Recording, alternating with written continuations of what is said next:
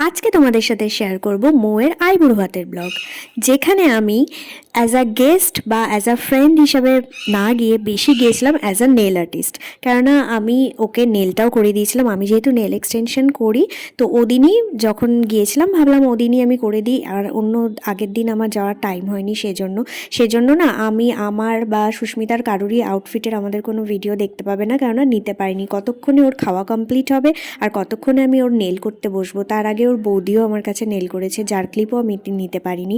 তো যেটুকু ভিডিও করেছিলাম তোমাদের সাথে শেয়ার করলাম। কেমন লাগছে মৌকে অবশ্যই জানিও, আর আমার নেলটাও কেমন লাগছে সেটাও, মানে করার পর কেমন লেগেছে সেটাও তোমরা দেখো, লাস্টে ফটো দেওয়া আছে।